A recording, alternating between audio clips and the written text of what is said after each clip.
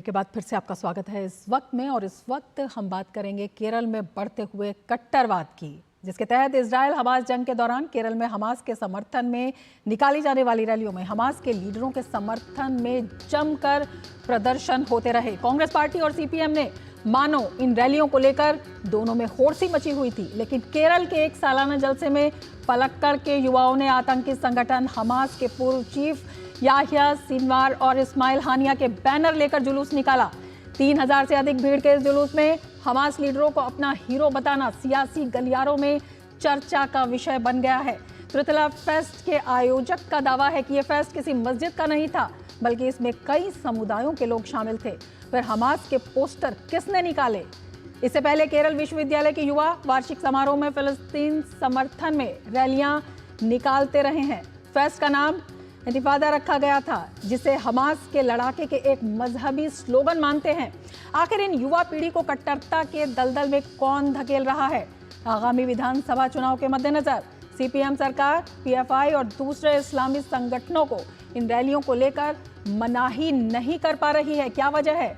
वहीं वायनाड चुनाव से उत्साहित कांग्रेस मुस्लिम समर्थन के लिए फिलिस्तीन के मुद्दे को युवाओं में पॉपुलर बना रही है, लेकिन बड़ा सवाल यह कि वोट की सियासत में भारत की फॉरेन पॉलिसी को ही नजरअंदाज किया जा रहा है।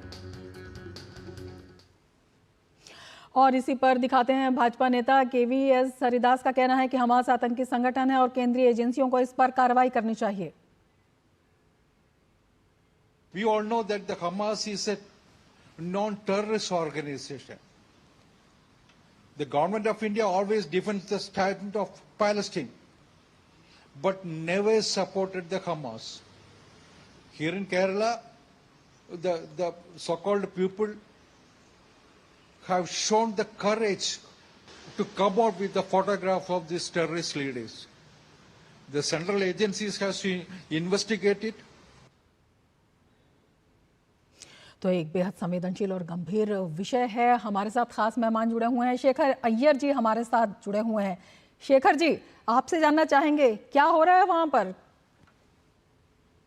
नहीं रमा जी, बड़ा साफ है, क्योंकि जैसे आपने कहा 2026 में अगले साल जब विधानसभा चुनाव है, इसके लिए जो वहाँ पे जो संगठन है, जो मुस्लिम जिसको आपका कट्टरपंथी जो राजनीति में विश्वास करते हैं, कई ऑर्गेनाइजेशन बैंड भी है लेकिन दूसरे नाम पे करते हैं, एसडीपीआई है और बाकी जो संगठन है वो लगातार कर रहे हैं। लेकिन सबसे दुर्भाग्यपूर्ण बात है कि जो केरल के सरकार जो है, मार्क्सवादी सरकार हो या जो दूसरे विपक्ष पार्टी है, जो कांग्रेस के नेतृत्व में यूडीपी है, दोनों किसी न किसी तरह उनको खुशामद करने में लगे हैं, तुष्टिकरण करने में लगे हैं, जिसकी वजह से आप देख रहे हैं, जैसे आपने बताया अक्टूबर 2023 में भी एक जमात का एक स्टूडेंट यूथ मूवमेंट करके एक संगठन ने एक वीडियो कॉन्फ्रेंस किया था, जो हमास के जो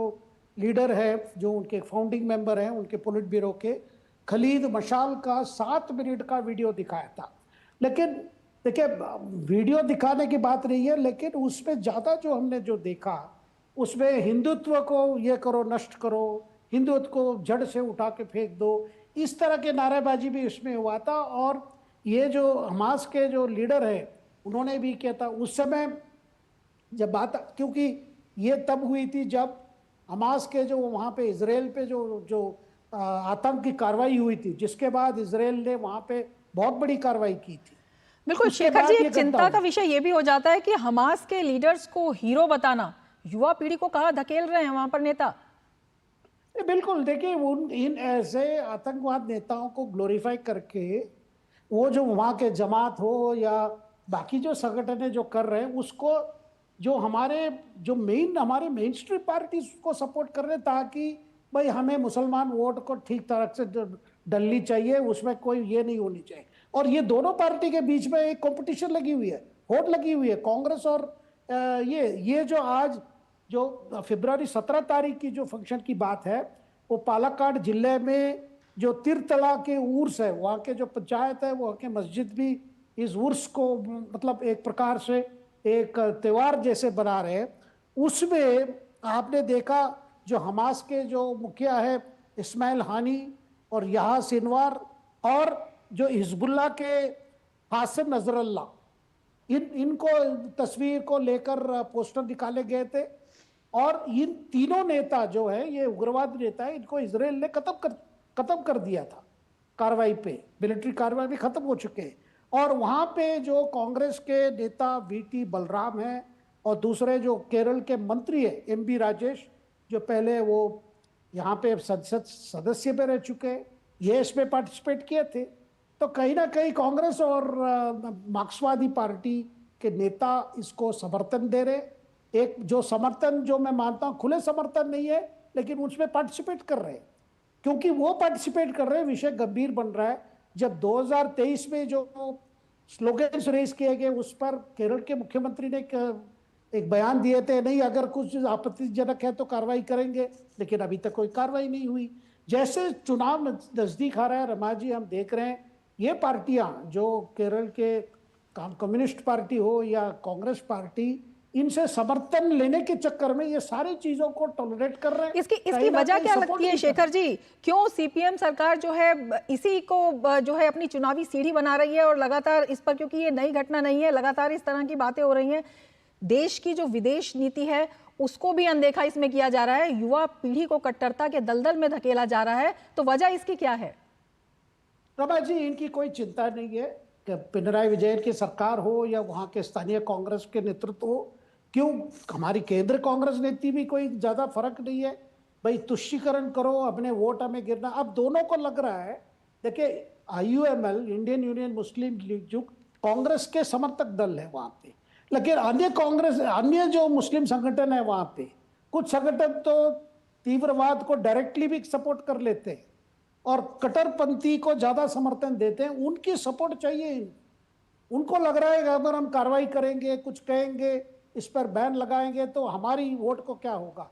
तो बड़ी नैरो माइंडेड सोच है, देश की चिंता नहीं है। देश की क्या, अभी देखे भारत सरकार क्या क्या पोजीशन है पैलेस्टीन को लेकर। बिल्कुल यही है कि वहां पे 2 नेशन थियरी, एक अलग पैलेस्टीनियन, वहां पे एक स्टेट बननी चाहिए, और इजराइल का भी सुरक्षा, इजरायली लोगों की सुरक्षा और इजराइल, दोनों वहां पे एक पीसफुल वहां पे कोएग्जिस्टेंस होनी चाहिए। ये हमारी नीति है। बिल्कुल बेहद चिंताजनक स्थिति है और बीजेपी ने इसमें जांच की मांग भी की है। शेखर अय्यर जी, बहुत शुक्रिया हमसे जुड़ने के लिए और अपने विचार साझा करने के लिए।